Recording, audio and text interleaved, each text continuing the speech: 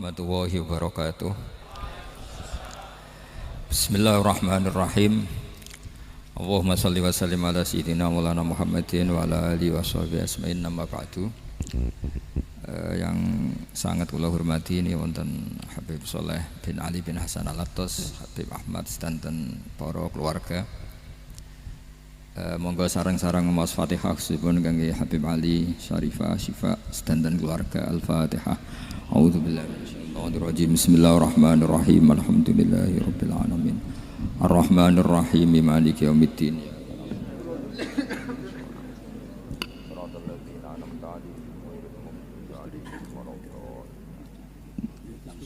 Niki ngaji pinten 20 menit. Berapa menit? 20 menit.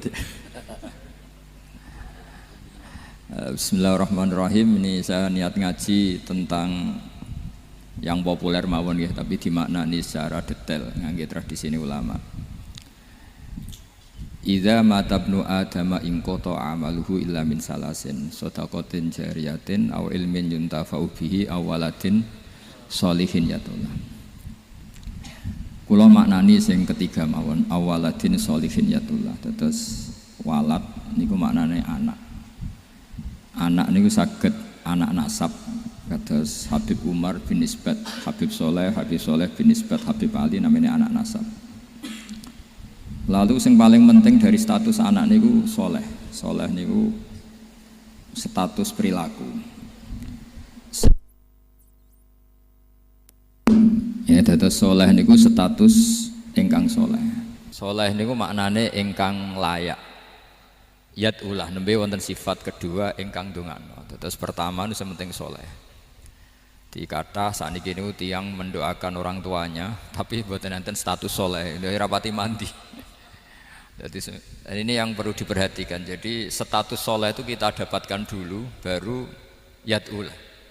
Sekarang do menculot. Anaknya do rapati soleh terus dunga sakjane rapati mandi. Nah niki Habib Ali bejo, anaknya dijinakno soleh ya soleh tenan. Dadi niki pun niku nama merger nih. Dadi soleh kamil. Tapi ngeten nggih kula pesen karena Habib Soleh mulai kecil sama saya, sama-sama ngaji di Mbah Mun. Orientasi terbaik saking sunnah nabawiyah gini ku keberlangsungan. Terus kula sering belajar tentang kitab-kitab samawi, kitab-kitab sing diriwayataken beberapa ulama ahli kitab sing pun disaken kalian ashabur Rasulillah sallallahu alaihi wasallam. Niku riyen Nabi Ibrahim niku pertama dadi Khalilur Rahman, kekasih Allah Khalilur Rahman. Niku mergi piyambake nu tersiksa protes. Terus kadang tiang saya niku kudu protes. Tapi protes bukan kita demo. Protes itu tidak harus demo, protes. Ya Allah, dunia ini tidak fair. Engkau yang Tuhan, engkau zat yang begitu penting, engkau zat yang menciptakan langit dan bumi, engkau zat yang memberi rizki, yang bikin air, bikin oksigen, semua kebutuhan manusia, kemudian mereka tidak kenal engkau. Ini tidak fair. Jadi beliau itu tiap malam itu ngumpat. Ini enggak fair dunia ini. Engkau yang begitu penting pencipta langit bumi, engkau begitu penting yang menciptakan air, menciptakan kebutuhan manusia, kemudian mereka tidak kenal engkau. Ini enggak fair. Ini enggak benar. Jadi sering marah gitu. Karena sampean enggak bisa bayangkan kan apapun hebatnya presiden atau menteri atau rektor atau kiai terus nang desa enggak dikenali statusnya diundang lek apa ning dilek itu gak keren blas. Karena ya sama kan, salah Habib Soleh Al-Attas muridnya Said Umar punya Mbah Mun terus nang desa diundang pening dilek itu kan gak keren blas. Awal dari keren tetap dikenal. Nah kemudian orang itu tidak kenal Allah. Makanya terus beliau sujud berkali-kali, ya Allah, sama siapa munajatnya beliau. Innahu la yahzununi alla ara ahadan fil ardi ya'buduka ghairi. Jadi cara Kiai Sarang namanya innahu sak temene kelakuan la yahzunu yektene nyusano ni ing ingsun, nyusano banget karena pakai lam taukid. Innahu sak temene kelakuan la yahzunu yektene nyusano banget ni ing ingsun. Apa sing nyusano an? Apa sedene kelakuan la ora ningali ingsun fil ardi ing dalam bumi. Ahad dan ing wong suwiji ya'budu kang nyembah sapa ahad ka ing panjenengan ghairi saliyane ingsun. Ya Allah, sungguh saya sangat susah Karena engkau zat yang begitu penting, kemudian yang tahu kalau engkau Tuhan itu hanya saya. Sampean ngenes gak misalnya ada orang melihat saya itu marhafid kemudian tidak tahu kalau beliau orang alim, sampean sebagai muridnya ngenes gak? Ngenes kan? Ada orang memperlakukan Mbah Mun tidak tahu kalau beliau seorang alim alama, kita sebagai santrinya ngenes gak? Ngenes. Lah ini Allah yang Tuhan, kemudian orang tidak ada yang memperlakukan dia sebagai Tuhan, bahkan nyebut saja tidak mau. Itu ketersiksaannya Nabi Ibrahim. Kalau kita kan tersiksa mergo ora duwe, ora payu rabi, terus sing wis payu rabi ra iso wayo, ya gitu-gitu. Macam-macam kesulitan. Itu jadi apa jadi wali itu sudah berat karena orientasinya agak tentang Allah tapi tentang diri sendiri. Ana sing susah proposal ragu ya Mas Agam. Macam-macam. Artinya Nabi Ibrahim itu orang yang benar-benar Khalil Rahman. Beliau tersiksa ini karena dunia dianggap gak fair. Masa Allah zat yang begitu penting kemudian mereka nggak tahu. Maka awal dari nubuah itu apa? Menaukan, al-i'lan, mempermaklumatkan Allah di alam raya ini. Makanya nggak ada nabi kecuali memaklumatkan diri. Saya dulu awal-awal Habib Soleh mau nyai saya bilang orang alim itu harus ngaku kalau alim. Habib juga harus ngaku kalau Habib. Yang orang miskin tidak usah ngaku sudah konangan. Wong elek ora usah ngaku wis ketora elek sudah. Karena agama ini pertama yang menolong itu memaklumatkan. Sehingga pertama Nabi jadi Nabi dari Gua Hira, pertama apa? Cara saiki nggih kira-kira memaklumatkan. Tapi reso dibahasano jumpa pers. Tapi yang jelas pertama yang dilakukan Nabi setelah di Gua Hira apa? Memaklumatkan diri kalau beliau adalah Nabi. Sehingga dikumpulkan semua, terus beliau memaklumatkan diri kalau saya ini Nabi. Karena nggak ada artinya Allah kalau tidak dimaklumatkan. Makanya di Quran itu kalau menyebut Allah atau menyebut kebenaran selalu dimulai dengan kata fa'lam, harus dingertikan. Kita ngerti kemudian mengertikan ke orang lain. Makanya saya sering dulu bilang ke Habib Soleh, nggak boleh orang soleh menyembunyikan diri. Karena nanti kalau orang-orang soleh menyembunyikan diri, sing zuhara ala wajhil ardi adalah sesuatu yang enggak benar. Coba misalnya gini, orang bisa terhibur lewat dangdutan, terhibur lewat maksiat. Sementara orang enggak bisa terhibur lewat thala al-badru alaina, asyraqal kaunu dihaja dan sebagainya. Maka orang-orang soleh adalah orang yang bisa memaklumatkan Allah, memaklumatkan Rasulullah, memaklumatkan Quran dan supaya itu diterima. Karena awal dari orang terima itu tahu dulu. Nah ini tahu saja enggak. Makanya Nabi Ibrahim susah, ya Allah engkau zat yang begitu penting kemudian tidak diketahui. Ini apa-apaan, enggak fair. Akhirnya Nabi Ibrahim diangkat sebagai Khalil Rahman untuk menaukan atau untuk memaklumatkan Allah Subhanahu wa ta'ala. Nah sebelum itu beliau dihibur, diterbangkan ke langit, ke alam malakut. Kamu susah ya, kenapa susah? Karena zat sepenting engkau kemudian tidak ada yang menyembah. Terus dijak ke alam malakut, ditunjukkan sekian juta malaikat, sekian ribu malaikat, semuanya membaca tasbih takbir. Ibrahim senang. Oh ternyata sing seneng jenengan banyak. Loh, coba kalau kita punya kiai kayak Mbah Mun, semakin yang seneng banyak kan semakin kita senang. Kalau nggak ada yang tahu kan kita tersiksa. Makanya ini penting sekali ya. Jadi pertama agama ini seperti ini tuh barokahnya dingertikan, dimaklumatkan. Saya ini orang yang humul itu menutup diri betul, kecuali bab ngaji. Saya kalau ngaji terbuka. Sampai saya tidak tahu apa ada yang streaming apa direkam, saya tidak tahu. Pokoknya saya satu-satunya saya mau terbuka itu pas ngaji. Dan saya pede karena dulu ngaji saya benar. Saya tanya Mas Akom, sebetulnya kalau sampean mau mulang terbuka bagus. Potensinya dua, konangan alimnya atau konangan. Ya resiko terbuka kan itu tok. Konangan alimnya.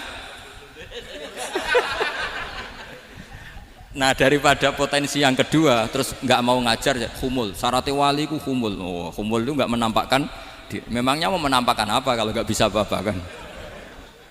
Jadi saya tidak tahu itu humul apa bagian dari pengamanan diri.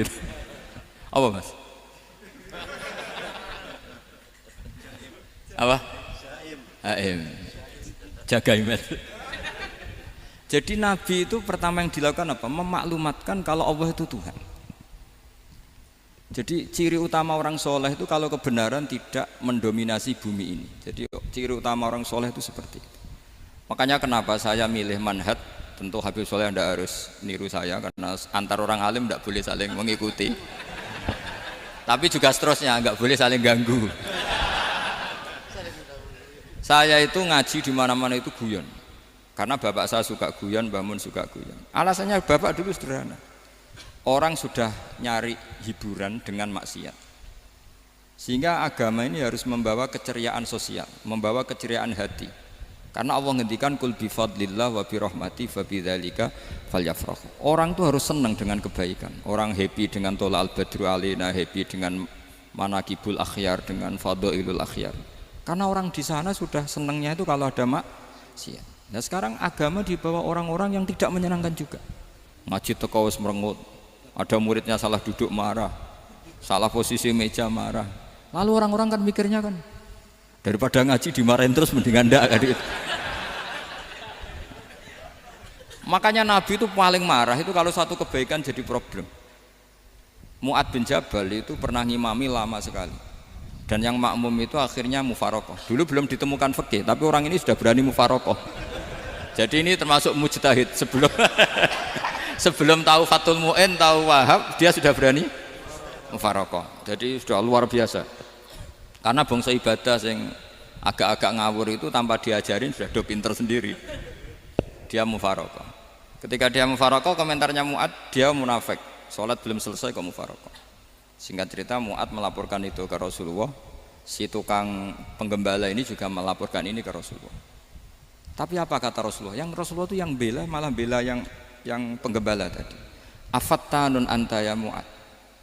Kamu itu tukang fitnah. Agama ini kalau kamu model begitu orang lari. Basyiru wala tunafiru, yassiru wala tu'asiru. Padahal ini baca Quran panjang, harusnya akan ibadah. Tapi karena ini menjadi problem sosial, orang menjadi tidak nyaman jamaah, itu sudah disalahkan Nabi. Karena tadi, kalau agama ini jadi problem, maka masalah besar. Makanya sifat dasar Rasulullah apa khafiful maunah, biayanya murah. Makanya saya ngaji di mana-mana ya suka seperti ini. Mejanya enggak jelas, pengunjungnya juga agak jelas. Semakin kacau semakin baik kira-kira. Ini pengunjungnya juga seperti ini kan. Nanti sampean yang pidato, jadi tak beri hak gue jelek saya ini namanya aqomaddin. Kalau faman tarokaha fakot. Jadi pilihannya kalau gak aqomaddin ya ada medin. Jadi kenapa banyak kiai yang ceria? Karena tadi satu-satunya cara kita menandingi hegemoni maksiat adalah pembawa taat itu ceria. Karena orang itu mesti mencari kebahagiaan.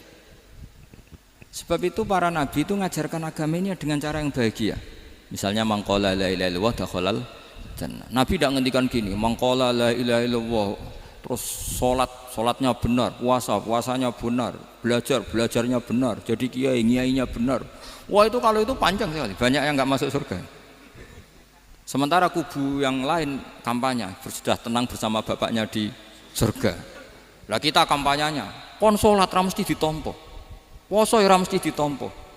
Wes repot, syaratnya ditompo ikhlas wangel, kowe ra bakal iso. Berarti maknane kan ra bakal mlebu swarga. Akhirnya wong kan mikir, wis sholat tetap ra swarga, poso tetap ra swarga, mendingan ra sholat. Jadi kita ini kan bersaing sama kampanye sebelah gitu. Makanya saya milih manhaj pokoknya Islam apik. Tapi bukan berarti saya menyepelekan aturan-aturan dalam sholat, karena yang kampanye itu sudah banyak. Biasanya kiai-kiai sing kereng kampanye tentang sing kereng-kereng nih. Itu saya manfaatkan ya sudah, itu bagian jenengan. Jadi orang itu harus mikir. Agama Kristen itu diterima di Eropa di mana-mana. Di antara sebabnya adalah karena orang dijamin masuk surga. Orang mau kayak apa faseknya tetap kalau mati bersama. Kita enggak, sudah kiai, sudah mulang terus masih didoain. Semoga amal baiknya diterima, amal buruknya masih ngeper apa? Dan itu santri saya nanti kalau ziarah saya tuh ya Allah ampuni Gus Bah ampuni. Itu kan ngenyek orang itu maksudnya. Maksudnya bukan, makanya saya pernah ketemu orang yang berfaham Wahabi. Dia nuduh kalau orang doa ke mayit itu minta sama mayit. Saya bilang, saya saja yang jadi mayitnya enggak siap. Kok bisa? doanya itu doa ngeper. Masa sama gurunya bilang gini, Allahumma in kana muhsinan fazid fi ihsani wa in kana musian. Masa gurunya ditaklek. Jadi dia tidak yakin betul kalau gurunya muhsin. Masih ditaklek, jika guru saya baik maka gini ya Allah, jika guru saya buruk maka gini. Loh saya tuh gak pernah doain Mbah Mun gitu, tak anggap gak sopan. Jadi kalau saya berdoa, ya Allah jenengan izzihi apa ya, jenengan balas lah, izzihi anna anil muslimina khairan katsira wa antal ghafurur rahim wa anta gitu. Saya enggak tega muni wa in kana musian. Jadi kayak ada sopan ya. Lo kalau aku yang mati sapi lagi. Tak balik malah. In kana musian. Malah ada terusannya bahwa kadzalik. Jadi makanya mereka kan sering pakai dalil. Andai kan tradisi itu benar, maka yang paling pertama melakukan itu sahabat.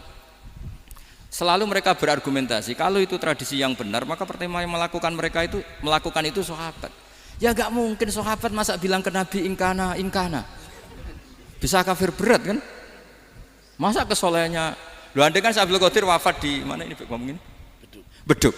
Saya tidak akan berdoa seperti itu. Oh bisa marah Abdul Qadir Jailani. Masa kesalahan beliau di ingkana musinan sama ingkana musinan. Jadi orang tuh harus mikir. Jadi saya dengan bukan berarti Gus Bak bid'ah menciptakan doa baru. Ini bukan urusan menciptakan. Orang yang punya sopan spontan seperti itu. Ini bukan urusan modifikasi doa Anda. Makanya kenapa para nabi itu tidak disolati dengan cara seperti itu, langsung assalamualaikum ya Rasulullah, assalamualaikum ya Abu Bakrin, assalamualaikum ya Umar. Enggak mungkin kita mengatakan ya Abu Bakrin, ya Allah ingkana. Masa Abu Bakar diingkana? Kalau dia bukan kalau beliau ashabu Rasulillah, pasti orang Sayyid itu dzurriyyatu Rasulillah, pasti al-tahirin al-mutahhari. Guru-guru kita ini guru-guru kita. Jadi tolong doa itu. Nah, kalau terpaksa doa wa in kana musian, anggap saja hafalnya hanya itu, tapi jangan dijiwai, apa? Jangan apa? Dijiwai. Kalau ditanya, "Lho Gus ini orang soleh kok doanya wa in kana musian?" Itu kan guru jenengan. Apalku ikut tok. Tapi ora usah dimaknani, apa? Karena sekali dimaknani nanti kan. Jadi ini urusan etika, urusan rasa. Saya teruskan ya, karena jadi saya mohon sekali, apa-apa itu ada aturannya. Ada aturannya. Ya tentu kita ikut masal saja. Semua selain Nabi, selain para wali kita enggak apa-apa. Doa Allahumma in kana musinan, in kana musian. Tapi di hati kita sebetulnya ketika mengatakan in kana musian itu cara Jawa hanya rapalan. Rapalan itu ya sudah ngomong saja, tapi enggak usah apa? Enggak usah dijiwai ya. Yang dijiwai kita adalah sifat ghafurnya Allah. Bukan status mayitnya, tapi sifat ghafurnya Allah. Karena kata musik itu kan enggak nyaman. Makanya Nabi itu hebatnya Nabi, ya tentu karena bentukan Allah Subhanahu wa taala. Adabani Rabbi fa ahsana ta'dibi. Itu kalau nyifati tentang keburukan orang mukmin itu diikutkan sifat ghafurnya Allah. Jadi misalnya gini, kalimatnya liyukaffirallahu anhum aswa alladzi amilu. Atau sebagian ayat misalnya wa yukaffiru anhum sayiatihim. Jadi sebetulnya kalau terpaksa mengatakan orang itu buruk, itu sebenarnya dari Allah dulu kita mengatakan Allah itu zat saking baiknya itu mengampuni salahnya seseorang.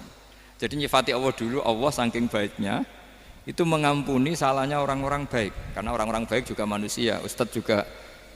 Tapi lebih ke nyifati ke Allahnya. Kalau kita kan enggak, lebih tertarik nyifati mayitnya. Sehingga kita di hati itu mayit kira tak jalono sepuro tuntas kayak gitu. Jadi kalau di Quran tidak seperti itu. Jadi kita lebih mensifati Allah itu Ghafur, Afuwun Karim. Makanya seperti doa-doa kita kalau Ramadan begini, Allahumma innaka afuwun karim tuhibbul afwa, baru bakas fa'fu anna. Jadi ada aturannya. Meskipun ilmu ini agak jelimet, tapi bagi ahlinya ini ma'ruf. Kalau sampean enggak paham berarti enggak ahlinya. Jadi ilmu ini agak jelimet, tapi ma'ruf. Nah, Sehingga Rasulullah, kalau kita meyakini syafaatul Rasulullah SAW, itu cara berpikir harus kita balik. Misalnya begini, wong Islam nakale ngono, penggaweane maksiat kok disyafaati Kanjeng Nabi kurang penggawean. Caranya berpikir jangan gitu. Kalau gitu kowe mari mangkel, wong nakale ngono kok untuk syafaati Kanjeng. Tapi cara berpikir gini, syafaatul Rasulullah itu wasi'ah, luas sekali. Syafaatul Rasulullah ghairu munhasirah, tidak terbatas. Syafaatul Rasulullah itu lebih sakti ketimbang dosanya umatnya. Semua ulama dulu kalau nyifati Allah juga gitu. Allahumma misalnya, maghfiratuka awsa'u min dzunubina.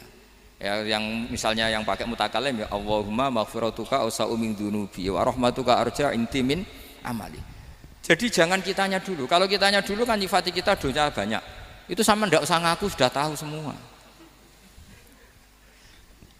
Tapi nyifati pertamanya apa? Allahumma maghfiratuka awsa'u min dzunubi wa rahmatuka arja inti min amali.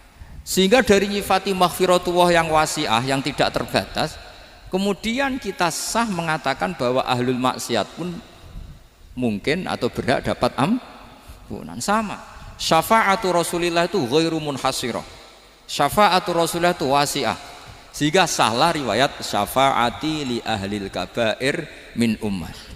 Itu bukan menyangkut melegalkan kabirah, bukan menyangkut mengesahkan orang Islam dosa besar, karena nanti dapat syafaatnya Rasul. Cara berpikir jangan gitu. Nanti kamu mentasjek, memberanikan orang melakukan maksiat berdasar iktimat syafaati Rasulillah. Itu jangan gitu, cara berpikir dibalik apa? Syafa'atu Rasulullah awsa'u wa awsa'u, sangat luas, sehingga saking luasnya sampai yang tukang maksiat saja kebagian. Sama rahmatnya Allah Ta'ala itu wasi'ah, rizkinya Allah ya wasi', sampai wong nganggur ya iso mangan ngono. Lah begitu juga rahmatnya Allah Ta'ala itu wasi'ah, sampai wong sing sumpek utange akeh ya iso guyu ngono.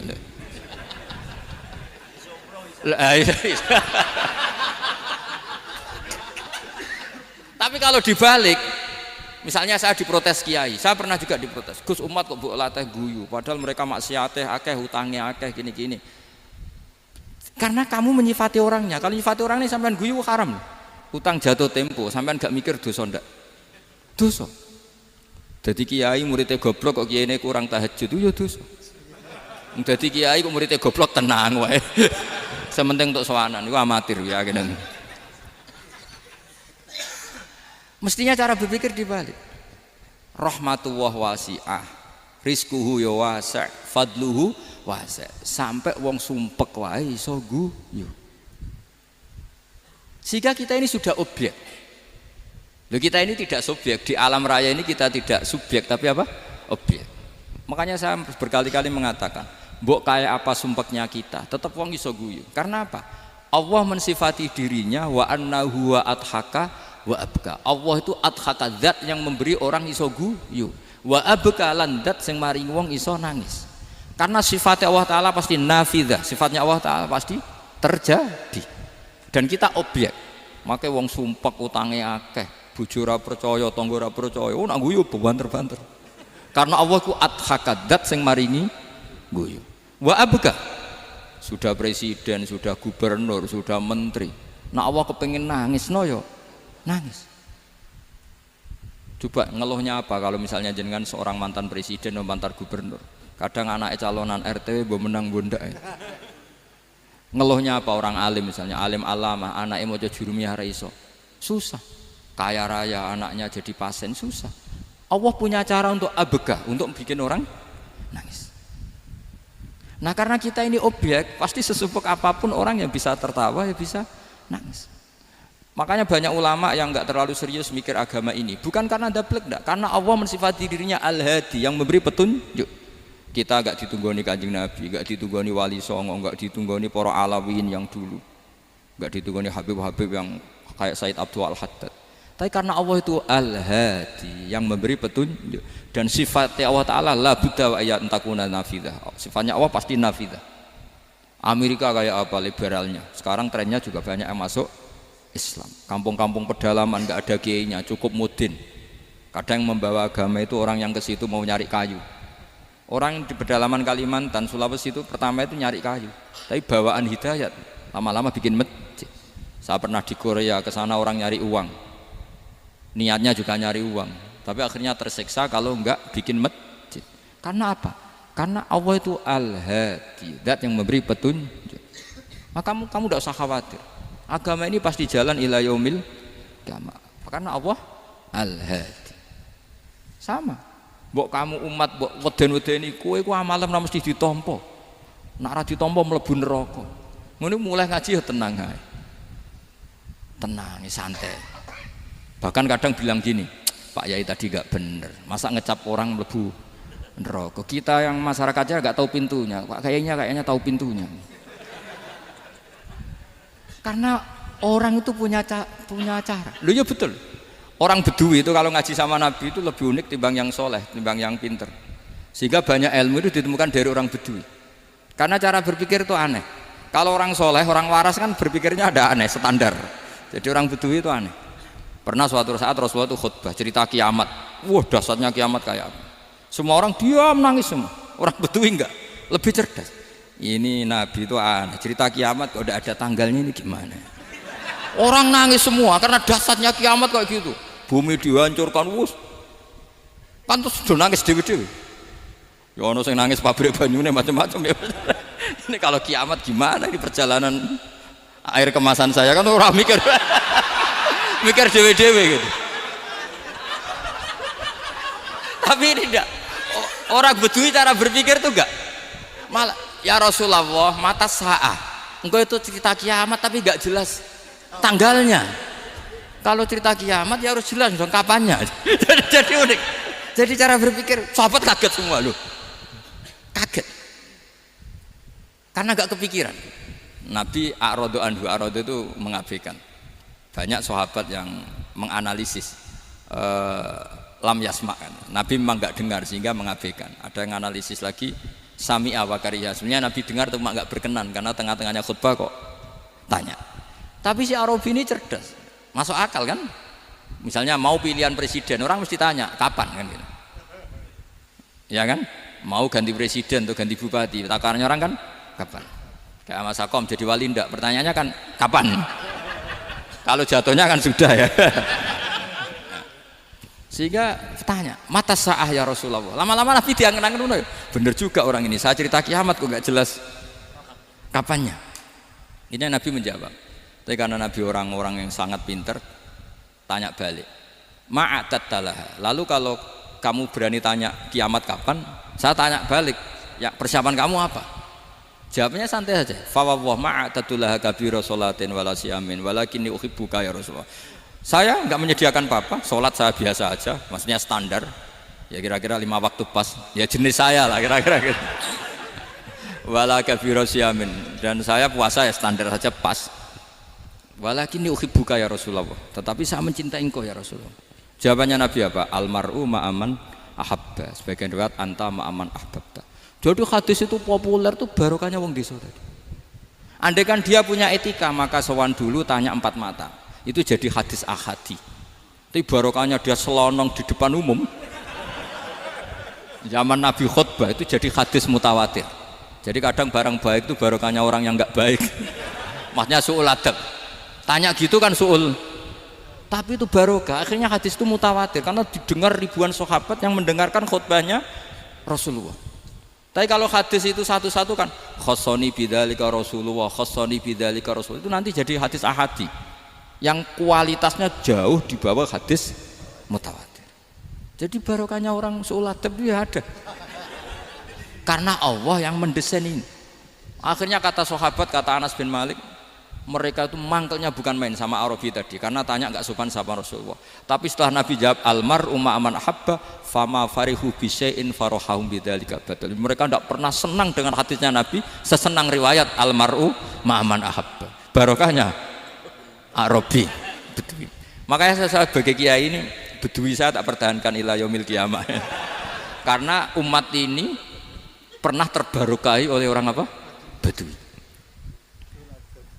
Barokah su'ul adab tadi. Jadi mohon ini supaya majelis ini kan majlisul iltorti Rasulullah, coba terlatihlah mengatakan Allah itu subjek, Allah itu al-fa'ilul mukhtar, Allah itu al-fa'ilul mukhtar, Allah itu yang menentukan alam ini. Dan Allah mensifati dirinya wa annahu huwa adhaka wa abka. Allah itu zat yang memberi orang itu bisa tertawa, dan Allah juga yang memberikan orang itu bisa menangis. Mbok kayak apa kamu neror umat, wah amal gak mesti diterima gini-gini, ternyata ning majelis nangis ya, mulai guyu kadang guyu-guyune ngenyak tenane daripada apa ya, agak-agak merodok orang yang dohirnya beda dengan batinnya, nggak perlu distatuskan seperti itu. Ya sudah biasa saja. Jadi nah fi muqaddimihim, imam besar dalam manhaj ini namanya Abul Hasan apa? Asyadzili. Abul Hasan Asyadzili itu kalau ada orang tanya gini, Beb saya ini susah, sholat saya tidak mesti diterima Allah gini-gini, marah. Enggak usah. Kafa bika jazaan an radiyaka laka ahlan. Sudah kamu ditakdir pernah sujud itu sudah keren. Saya itu andaikan dapat kabar dari malaikat bahwa sholat kamu tidak diterima, saya tidak susah. Bukan karena sombong. Pernah ditakdir sholat sujud ning Allah itu keren. Kayak apa malunya kita ketemu Allah kemudian kita di bumi tidak pernah sujud. Makanya itu Abul Hasan Asyadzili kowe ora usah mikir sholatem ditampa ora usah mbok mikir. Kowe ditakdir tahu sujud itu hebat. Kafa bika jazaan an radiyaka laka ahlan. Cukup kamu mendapat balasan dari Allah, kamu pernah ditakdir sujud. Gak perlu ngaji alim alamas, gowo sawi ngalor ngidul jalalain, keren. Paling gak malaikat pernah melihat kamu, wah gowo tak kitab kuwedi. Gak penting paham, gak penting. Karena isra bakat paham Mas. Jadi Abul Hasan Asyadzili adalah orang yang, dan itu Al-Hasani ya, dan itu Al-Hasani. Makanya macam-macam kita yang Al-Husaini sudah kita punya Faqih Muqaddam, punya banyak. Di Al-Hasani yang paling populer diantaranya adalah Abul Hasan Asyadzili. Beliau itu kalau ngendikan sesuatu itu positif terus. Termasuk itu ketika ada orang resah sholat saya diterima ndak, kata beliau, wes kowe sing sempurna, ditakdir tahu sujud. Saya itu sebetulnya kadang-kadang miris, wes sholatku tompo ta ora, tapi saya sangat sadili. Sangat-sangat sadil. Saya nggak pernah berdoa ya Allah ibadah kami jenengan terima ndak, karena takut kalau doa gitu keterusan itu terus ditompo ora, akhirnya keterusan gitu, akhirnya ngenes. Masa orang pernah sujud ngenes? Lama-lama gini setan masuk, apa artinya saya sujud ternyata nggak diterima. Lu wong kawula kok iskal tentang pernah sujud. Itu kan ibarat gini, kamu ngasih uang sama orang tua kamu, misalnya Habib Soleh ngasih uang Habib Ali, terus apa artinya tak kasih, kemudian beliau tidak terima kasih, itu kan lucu. Terima kasih tidak terima kasih, seorang anak ngasih orang tua itu keren. Makanya saya bangga dengan Habib Soleh ketika beliau mengumrohkan Habib Ali, sudah mendaftarkan haji Habib Ali. Gak usah mikir diterima apa enggak, wes keren, itu sudah perilaku yang keren, yang hebat. Makanya saya sering ada orang mau cerai tanya saya, Gus saya ini cerai gak, istri saya kurang ajar gini. Gak usah. Tapi bojoku lo judes. Uang di bojoku wis keren, paling gak kowe ra darani jomblo.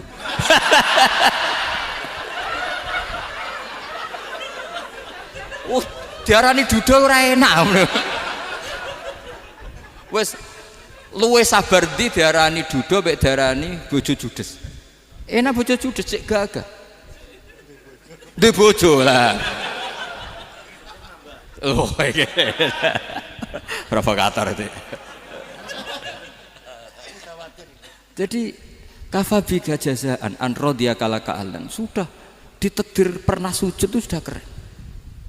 Dulu ulama ala hadan nampak. Ulama dulu cara berpikir seperti itu. Makanya ulama dulu kalau nafsiri wasjud waqtarib sudah pernah sujud. Di Quran enggak pernah ada ayat wasjud lan sujudo sira ingkana kada wa kada ing kunta mutayakinan biqabuli sujudi. Kan ada sujud ya sujud saja, enggak usah mikir makbul apa enggak makbul. Sudah kalau sujud pasti waqtarib. Terus saya sebenarnya ya sebagai orang ya kadang wedi, sholatku ditompo ta ora. Tapi kalau keterusan nanti ada was-was yang mengatakan opo artine sholat. Lu tuh kan ngeri seorang hamba sing uripe ning bumine Allah kemudian menyoal pernah sholat hanya karena takut gak diterima. Itu kan geblek banget. Nah, saya jenis kiai yang di partai itu. Saya enggak tahu kalau keneng dikom. Gus di umat masa kamu gak ono keren blas. Jadi nah nanti kalau misalnya ada manhajnya Habib Soleh yang tidak seperti itu tidak apa-apa, mungkin supaya orang nggak takabur, nggak fakhr, sehingga makanya mulai dulu lama itu ya partainya kalau nggak rojak ya khauf. Nah saya ini yang jelas terang-terangan ikut partai rojak saja, apa? Partai rojak, karena banyak yang sudah di partai khauf. Tapi saya rojak yang bil ilmi tadi. Makanya Sayyidina Umar radhiyallahu anhu itu yang namanya sama sujud. Saya itu punya kitab. Habib Soleh pernah tak tunjukin tulisan tangan saya. Muji-muji sujud. Sayyidina Umar ketika ditusuk seorang kila itu Majusi ya. Abu Lu'lu' terkenalnya itu Hulamul Mughirah terkenalnya itu. Ditusuk, dia beliau sahabat, wali. Jadi nusuk Umar tuh kayak apa? Nusuk Mas Akom aja dosa besar, apalagi nusuk Umar. Itu ketika ditusuk, dia itu ya punya dendam, namanya manusia itu punya dendam. Maksudnya namanya orang kan mangkel sama yang nusuk. Kalau orang mangkel itu inginnya kan yang nusuk itu masuk neraka. Tapi apa kata Umar? Ngendikan gini, tanya pertama, yang nusuk saya siapa? Orang Majusi. Orang Majusi, Hulamul Mughirah. Alhamdulillah alladzi lam yaj'al maniyati biyadi rajulin lam yasjud laka sajdatan yuhaju biha indaka yaumal qiyamah. Saya itu senang Gusti, yang nusuk saya orang yang enggak pernah sujud sama jenengan. Jika kalau saya dendam supaya dia masuk neraka, saya enggak takut orang itu nuntut sama saya. Tapi kalau dia pernah sujud, pernah sholat, kemudian dia masuk neraka karena nusuk saya, kemudian dia berargumentasi, saya pernah sujud ya Allah, kenapa engkau masukkan neraka? Saya tidak berani jawab ya Allah, saking hormatnya sama yang namanya sujud. Jadi kamane dendamnya kesampaian cara Jawa ya. Dendam dengan tanda kutip ya, tidak makna semestinya. Jadi mangkel mbek sing nusuk nak mlebu neraka pantes wong ora tau sujud wae Gusti gitu. Tapi kalau pernah sujud kemudian dia masuk neraka karena saya, bisa yuhajuni biha yaumal qiyamah. Jadi kayak apa sujud? Saya apa? Nabi itu kalau muji sujud sampai ngingatkan wa hatta takuna sajdatul wahidatu khairan minad dunya wa ma fiha. Nanti kalau kamu di akhirat ketemu Allah, kenangan terbaik kita apa? Di dunia pernah sujud. Keren aja. Cara ning pondok wis tau bayar seharian lho. Cara sowan kiai tau ngamplopi Mas. Wis go jajan. Nah tapi kadang syaitan itu masuk tadi. Apa artinya sujud gak mesti ditompo, apa artinya sowan Habib ngaturi ra mesti ditompo, ngaturi kiai. Akhirnya ada ketakutan. Nah kalau ketakutan ini berlebihan lama-lama, ma faidatus sujud. Wah itu sudah buruk sekali, wong hamba kok tanya ma faidatus sujud. Nah ini di pentingnya mazhab-mazhab Syadzili. Jadi saya ngaji agak-agak uraan itu amdan. Kalau ini watak sudah bukan.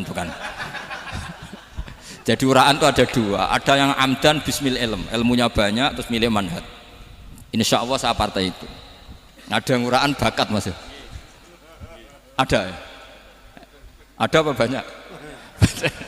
Nah sebetulnya khauf juga gitu Bim. Ada khauf itu karena ilmu. Ada Habib alim alama atau kiai alim alama, dia tahu masyarakat kalau ngikuti Gus Bak nanti jadi fakhr, kurang tawaduk, terus dia milih partai khauf. Lah yang buruk itu ada kiai yang milih khauf pancen dari awalnya sati cilik ya. Jenisnya wis sati. Jadi sebenarnya dia tidak cukup ilmunya nerangkan khauf, cuma jenisnya wis sati cilik. Wong ning omah lawang dikunci ono gludak-gludak, ono hantu putih. Jadi ya sama, yang bawa rojak bisa bawaan dablek, yang bawa khauf bisa saja bawaan ati cilik. Nah kita ingin yang bawa rojak ya bismil ilm, yang bawa khauf juga bismil ilm. Ya ono teh Mas, wong sing ati gede, menggaene dua blek, tapi enggak bawaan rojak, memang bawaan dablek. Ada yang ati cilik tapi bawaan khauf. Jadi mengatakan khauf tapi sebetulnya bawaan ati cilik. Nah kita inginnya ndak, kalau rojak ya bismillah kayak Abdul Hasan Asyadzili, kalau yang kampanye khauf kayak Sayyid Abdul Haddad bawaan apa? Ilm. Sehingga kita ini Qul inni ala bayyinatin mir rabbi, semua itu berdasar ilmu sing jelas welo-welo. Makanya semua nabi memaklumatkan apa? Qul inni ala bayyinatin mir rabbi. Jadi semua ilmu syaratnya apa? Bayyinah. Bayyinah itu kebenaran ilmiah sing jelas welo-welo. Makanya itu yang disebut Allah Subhanahu wa taala mensifati kekasihnya yaitu Nabi Muhammad sallallahu alaihi wasallam, lam yakunil ladzina kafaru min ahlil kitabi wal musyrikina munfakkina hatta ta'tiyahumul bayyinah rasulun minallah yatslu suhufam mutahhar. Niku Kanjeng Nabi saking cerdase meneh tek wong Islam, wong musyrik, wong kafir ngerti logika yang dibangun Nabi saja kuat infikak dari kemusyrikannya. Makanya disebut munfakin. Orang-orang musyrik, orang-orang kafir tidak munfakin, tidak tercerabut dari akar akidahnya hatta ta'tiyahumul bayyinah. Itu siapa? Rasulun minallah yatslu suhufan mutahhar. Masyhur itu debatnya Nabi dengan orang-orang musyrik. Mereka bilang, "Ya Muhammad, kita ini urusannya banyak, kasusnya banyak. Lalu Anda mengajarkan ke Tuhan satu. Masa urusan banyak cukup Tuhan satu? Itu enggak fair Muhammad. Aja'alal alihata ilaha wahida inna hadza la syai'un ujab." Urusan kita banyak, masyakil kita banyak, muskilah kita banyak. Kalau Tuhannya satu enggak cukup Muhammad. Nabi dengan santainya memberi penjelasan. Ya sudah gini saja. Kalau kamu jadi budak atau pembantu, majikan kamu banyak. Semuanya merintahkan kamu, semuanya bikin aturan untuk kamu. Kamu suka enggak? Ya enggak suka Muhammad. Kalau majikan kita banyak repot. Ya sudah, Tuhan kamu itu majikan kamu. Kalau banyak perintahnya beda-beda kamu pusing. Ya udah Mat, Tuhannya satu aja Mat. Karena Nabi bayyinah, orang itu bisa dibalik-balik pikirannya. Dan makanya disebut daraballahu mathalan rajulan fihi syuraka'u mutasyakisuna wa rajulan salamal lirajul hal yastawiyani masalah alhamdulillah. Jadi Nabi itu kalau adu argumentasi itu luar biasa. Jadi segampang itu Nabi memberi apa? Argumentasi. Karena beliau adalah al-hujjatul balighah. Jadi Nabi itu gak pernah kalah. Pernah Nabi debat sama orang Yahudi. Muhammad, saya ini turunan Ibrahim. Kita ini Israel ya. Kita tahu Israel adalah turunan Nabi. Israel nama lain dari Yakub. Yakub bin Ishak bin Ibrahim. Padahal Yakub ini punya anak namanya Yahuda. Makanya Yahuda bin Yakub bin Ishak bin. Kita ini yang mirip Ibrahim. Bukan kamu. Tapi orang Yahudi itu nggak apal nasabnya, sehingga mereka bilang kita ini saking baiknya Ibrahim saja pengikut kita. Terus digojlok oleh Nabi. Ibrahim itu buyute Yahuda. Makanya digojlok, ha antum haula'i hajatum fi ma lakum bi ilm falimatu hajuna fi ma laysa lakum bi ilm. Kita adu debat itu sudah ilmiah. Kenapa kamu menjadi tidak ilmiah? Kenapa Muhammad? Terus Allah menurunkan wama unzilatit Taurat wal Injilu illa min ba'di afala ta'qilun. Artinya gini, kalau Ibrahim dikatakan Ibrahim Yahudiyah, itu sama dengan saya berkali-kali podo karo sampean misalnya ngendikan Mbah Zubair itu pengagumnya Gus Roji misalnya. Padahal Gus Roji bin Ubab bin Maimun bin Zubair, misalnya Gus Roji bin Kiai Haji Ubab bin Kiai Haji Maimun bin Kiai Haji Zubair. Nah, Ibrahim itu kan Yahuda bin Yakub bin Ishak bin Ibrahim. Terus mereka bilang Ibrahim itu pengikut Yahudi. Itu kan kebalik-balik. Kayak Habib Hasan itu pengagum Habib Soleh. Kan Habib Hasan rohnya ini gimana ini sih mbahnya kok dianggap. Nah, sehingga orang Yahudi ketika Nabi berdebat beda dengan Nabi Muhammad SAW. Ketika ditanya, kenapa kamu yakin agama tauhid? Millata abi. Karena ini agama nenek moyang saya, millata abikum apa? Ibrahim. Jadi jelas. Akhirnya orang Yahudi ngerti. Ya kan sama dengan mengatakan tadi Pak Karno itu pengagum Puan Maharani. Kan aneh enggak kalimat itu? Mbah Hasyim Asy'ari itu pengagum Gus Dur. Gak lucu. Itu debat.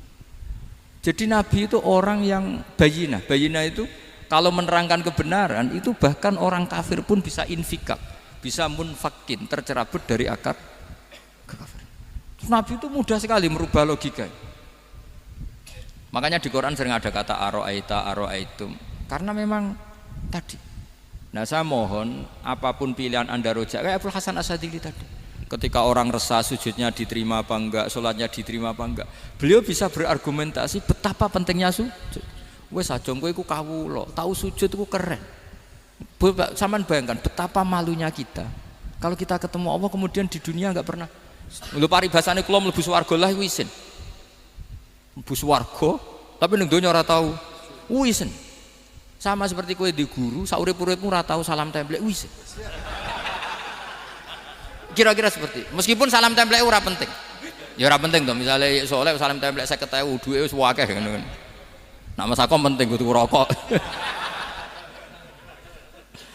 Itu bukan nilainya kok, betapa malunya kita. Saya dulu mau sarang andai kan tidak pernah khidmah sama ya malu tenan sebagai apa? Santri. Makanya Sayyidina Umar ketika beliau dibunuh orang itu pertanyaan pertama, dia pernah sujud enggak pernah. Andai kan dia pernah sujud, maka saya tidak berani masukkan dia masuk neraka.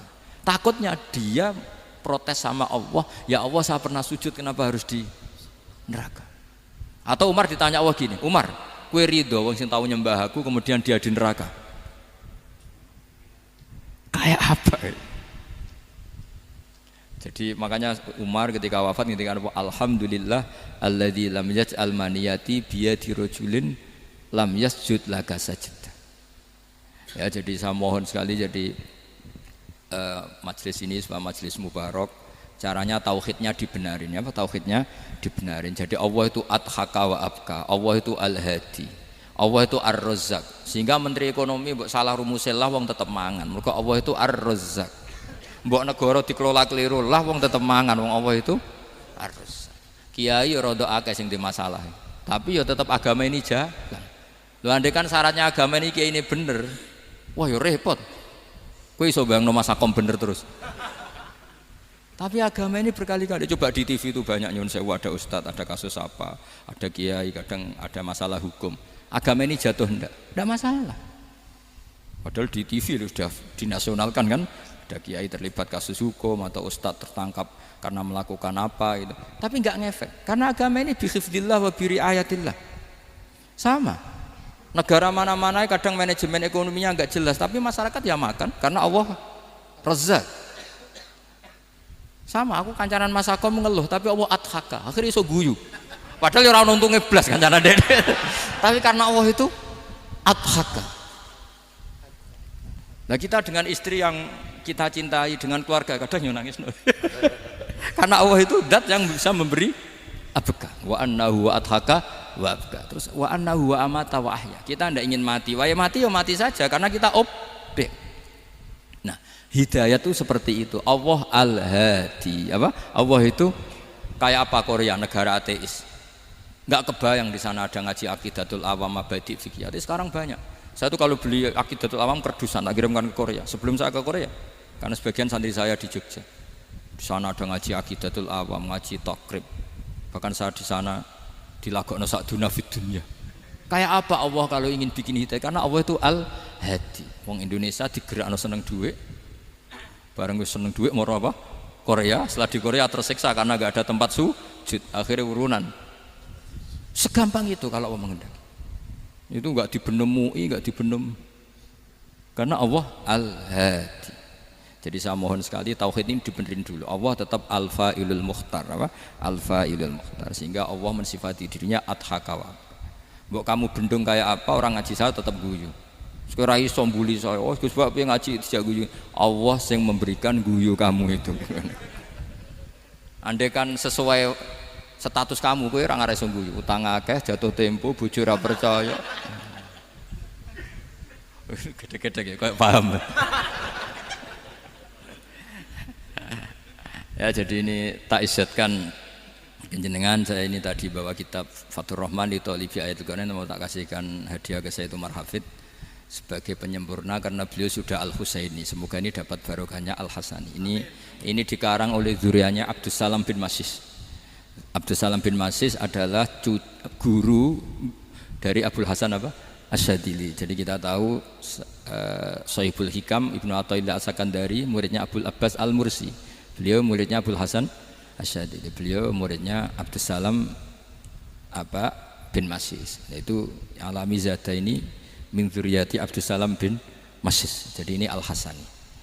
Jadi ini sudah klub karena mulai dulu ya tradisinya gitu. Banyak sabaib ngaji Barojak, Bafadol. Nanti yang Bafadol Barojak yang ngaji Habib lagi. Seperti sanadnya Soleh di Sarang. Ya Soleh ngaji Mbah Mun. Tapi Mbah Mun ngaji Sayyid Alawi Sadat ya. Ngaji Sayyid Zaini Dahlan, nanti setelah Sayyid Zaini Dahlan ngaji Ajam lagi Usman Adim Yati. Jadi ya biasa mulai dulu silsilah ya seperti itu. Jadi seperti dulu Ibnu Abbas termasuk Qorobatul Rasulillah. Jadi dulu Qorobatul Rasulillah itu Bani Hasyim sama Bani Muttalib. Tapi kalau sekarang ya tentu para sadat, para habaib. Dulu biasa Ibnu Abbas ngaji ke Zaid bin Sabit. Itu Ibnu Abbas yang mencium tangannya Zaid bin Sabit. Tapi Zaid bin Sabit juga mencium tangannya Ibnu Abbas karena karobati Rasulullah Shallallahu Alaihi Wasallam. Jadi saya mohon semuanya itu insaf bil ilm, ya, insaf bil ilm. Kayak tadi munfakina hatta ta'tiyahumul bayin.